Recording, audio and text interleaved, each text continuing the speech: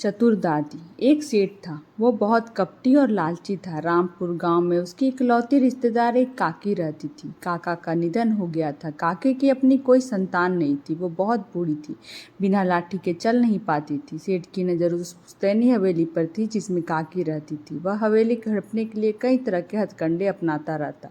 सेठ की पत्नी, लीजिए चाय पी लीजिए, इतनी चिंता में क्यों लग रहे हो, क्या बात है? सेठ, अरे भाग्यवान, चिंता ना करूँ तो क्या करूँ, सारी हवेली पर हक जमा कर बैठी है काकी। उस बुढ़िया से किसी न किसी तरह वो हवेली तो चाहिए बस।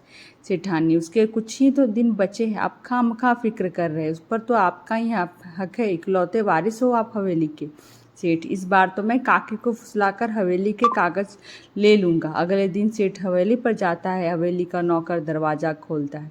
नौकर, आप कौन हैं? अरे सुनिए, आप अंदर कहाँ जा रहे हो? काकी, अरे कौन है रे, कौन आया? सेठ, मैं हूँ काकी, तुम्हारा बबुआ। काकी, अरे तू क्यों आया है? सेठ, क्या कहा काकी? तुम भी ना अपनी काकी से मिलने नहीं आ सकता क्या? काकी, अरे तू रहने दे, एक नंबर का लालची स्वार्थी कहीं का। तू कभी मरते हुए को पूछने नहीं आया, चल निकल यहाँ से। सेठ, जैसा भी हूँ काकी, इस हवेली का इकलौता वारिस हूँ। काकी, हाय हाय, आज वारिस पना याद आ रहा है। जब जब इस हवेली पे और मुझ पर मुसीबत आई, तू झांकने भी नहीं आया। सेठ, ये सब मैं नहीं जानता, मुझे बस अपना हक चाहिए, बाहर निकल यहाँ से। यह हवेली तो क्या सुई बराबर जगह नहीं मिलेगी। सेठ, ये घर मेरा भी है, इस पर मेरा भी उतना ही हक है जितना तुम्हारा, तुम मुझे नहीं निकाल सकती।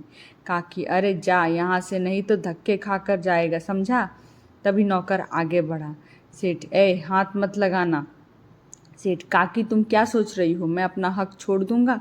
ये हवेली मेरी है, तुम्हारे जीते जी से लेकर रहूंगा, देखता हूँ तुम क्या कर लोगी। काकी, बड़ा आया, आज तक कभी देखने तक नहीं आया, खेत जमीन सब खा गया, अब ये घर भी चाहिए। अगले दिन सेठ, लगता है घी सीधी उंगली से नहीं निकलेगा, अब उंगली टेढ़ी करनी पड़ेगी।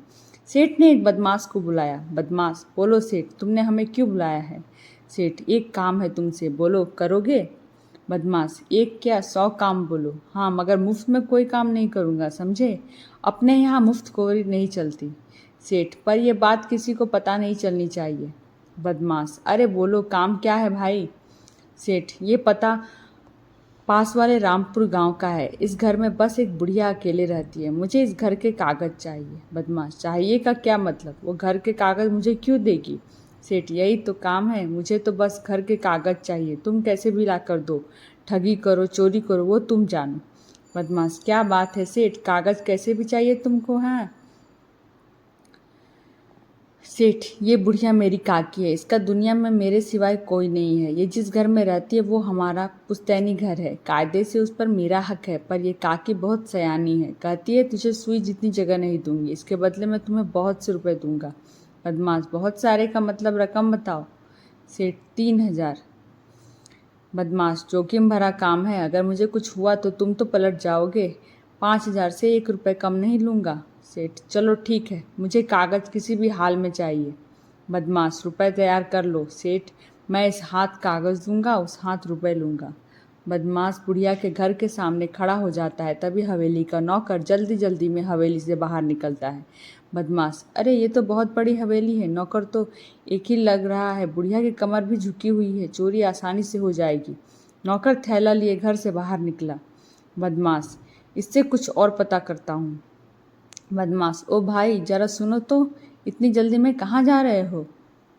नौकर, तुम कौन, पहचाना नहीं? बदमाश, अरे मैं दूसरे गांव में रहता हूँ, आज ही यहाँ काम पर आया हूँ, यहाँ खाने पीने की दुकान कहाँ है? नौकर, सामने सीधे निकल जाओ, थोड़ी दूर पर है। बदमाश, अरे वो तो बंद पड़ी है, कोई और बता दो। नौकर, देखो भैया, अभी मैं बहुत जल्दी में हूँ, वरना आखिरी बस निकल जाएगी, मेरी भतीजी की शादी है, वहाँ जाना जरूरी है। बदमाश, आज वहीं रहोगे? नौकर, हाँ, कल शाम से पहले तो नहीं आ पाऊँगा, चलो अब चलता हूँ। नौकर के जाने के बाद बदमाश नौकर भी नहीं है, सही मौका है, आज रात ही सेठ का काम निपटाता हूँ। अंधेरा होने पर बदमाश खिड़की से घर में घुस गया। बदमाश, बाप रे, बुढ़िया ने इतना अंधेरा कर रखा है कि अपना हाथ भी ना दिखे। चलते चलते ही वो रसोई में पहुंचा। बदमाश, लगता है नौकर बेचारा कल तक का खाना बना के गया है, सब मैं खा गया। उसने जी भर कर खाना खाया। बदमाश, अब रास्ता एकदम साफ है। वो मरियल बुढ़िया तो बिना लाठी के चल भी नहीं पाती, मेरा क्या बिगाड़ लेगी। अब आराम से कागज़ ढूंढूंगा। वह एक कमरे में गया, वहाँ तिजोरी थी। उसने पिन से तिजोरी खोलने की कोशिश की। बदमाश, अरे पूरी पिन टेढ़ी हो गई, पर ताला टस से मस नहीं हो रहा। ये अपनी चाबी के बिना नहीं खुलेगा। चाबी चाबी चाबी, उसने यहाँ वहाँ देखा तो हाथ से एक मूर्ति टकराकर जोर से गिरी। काकी, अरे रमैया, ये आधी रात को क्या लगा रखा है, सोने भी नहीं देता। बदमाश, इस बुढ़िया की याददाश्त बहुत कमज़ोर है, भूल गई आज तो नौकर घर पर हैं ही नहीं। क्या करे बेचारी, बुढ़ापा जो है। थोड़ी ही देर बाद, काकी, अरे मैं तो भूल ही गई, ये रमैया तो भतीजी की शादी में गया है। रमैया तो क्या, आज तो कोई भी नहीं है। फिर ये आवाज़, शायद मेरा भरम है। बदमाश चाबी ढूंढते हुए अलमारी से टकरा गया। उस पर रखा सामान उसके सिर पर गिर गया। बदमाश, हाय मेरा सिर, मैं तो मर गया। काकी, आज तो पक्का चोर घुस गया है, अब क्या करूं। बदमाश, यहाँ चाबी नहीं है, जरूर बुढ़िया के कमरे में होगी, वहाँ जाना होगा।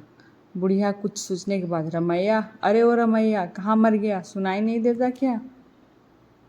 बदमाश, ये बुढ़िया पगला गई है, आधी रात को चिल्ला रही है। बुढ़िया, रमैया ओ रमैया, थोड़ा पानी ले आ, प्राण निकल रहे हैं रे। मरती बुढ़िया को 2 बूंद पानी पिला दे, तुझे पुण्य मिलेगा। बदमाश, अरे ये ऐसे ही जागती रही तो मैं इसके कमरे से चाबी कैसे लूँगा। आइडिया। रसोई में जाकर उसने एक गिलास पानी में एक गोली डाली। बदमाश, ये पानी पीकर बुढ़िया सुबह तक आराम से सोती रहेगी और मैं अपना काम आराम से कर लूँगा। बुढ़िया, रमैया थोड़ा पानी ले आ, प्राण निकल रहे हैं रे। मरती बुढ़िया को 2 बूंद पानी पिला दे, तुझे पुण्य मिलेगा। बुढ़िया नौकर की आवाज़ में, आया काकी। बुढ़िया रमैया की आवाज़ में बोल रहा है, दुष्ट, आज तो तुझे बताती हूँ। बुढ़िया ने पास पड़ी लालटेन का तेल दरवाजे की दहलीज पर फैलाकर गिरा दिया और लाठी लेकर दरवाजे के पीछे खड़ी हो गई। जैसे ही बदमाश ने दहलीज पर कदम रखा, फिसल कर गिर पड़ा और बुढ़िया उसे लाठी से मारने लगी। बुढ़िया, चोर चोर चोर, काकी के घर में चोर घुस गया। गांव वालों ने आकर बदमाश को पकड़ लिया। सुबह पंचायत में सेठ को भी बुलाया गया।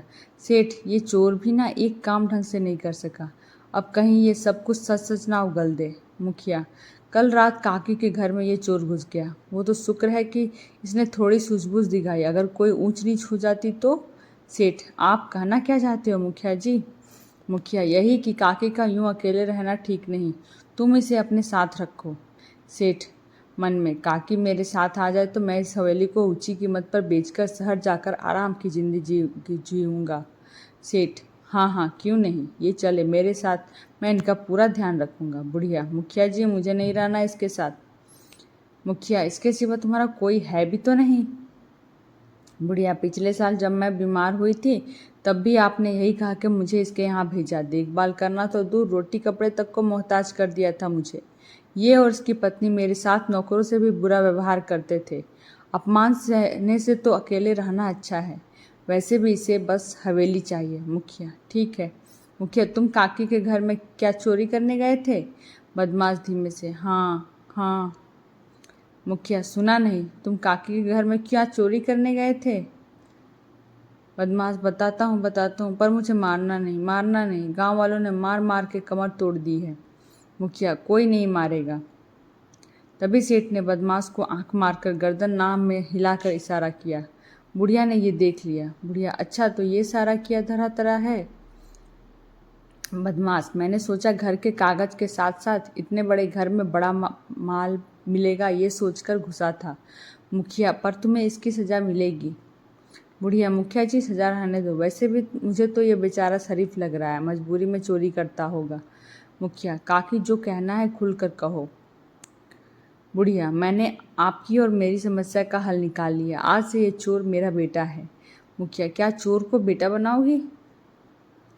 बुढ़िया, हाँ, जाते ही जाते किसी की जिंदगी संवर जाए, कलयुग में इससे बड़ा पुण्य क्या होगा, और अब से ये मेरे साथ रहेगा।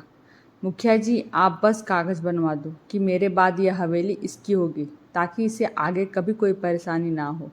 मुखिया, ठीक है काकी, जैसी तुम्हारी मर्जी।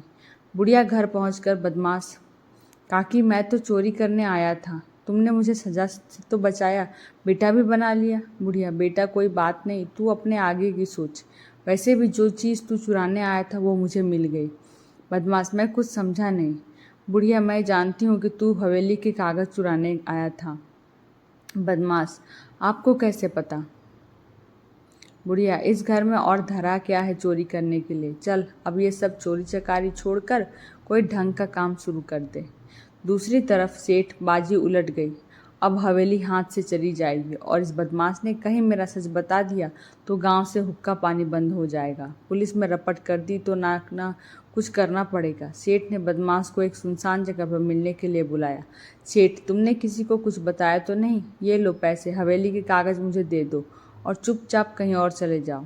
बदमाश, कौन से कागज़? वो हवेली मेरी माँ की है, उनकी ही रहेगी। सेठ, ओ माँ, बेटा बोल दिया तो तेरी माँ हो गई। बदमाश, हाँ, और मैं उनके साथ ही रहूँगा, तुम उन्हें तंग करने की सोचना भी मत। सेठ, तुझे क्या लगता है मैं तुझे वो हवेली इतनी आसानी से लेने दूंगा?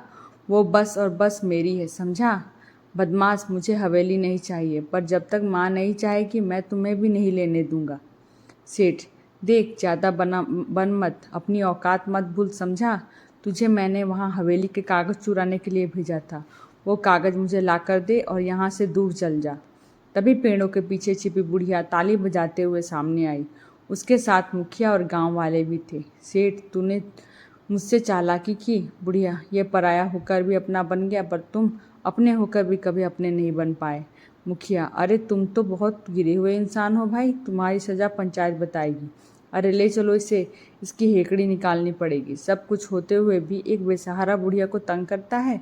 ऐसी नालायक औलाद किसी की ना हो। इसके बाद पंचायत ने सेठ का हुक्का पानी बंद कर दिया और दूसरी तरफ बदमाश काकी का बेटा बनकर काकी के साथ खुशी खुशी हवेली में रहने लगा। आशा है कि आज की कहानी आपको पसंद आई होगी। मेरे चैनल को लाइक करें, शेयर करें और सब्सक्राइब करें। तब तक के लिए धन्यवाद।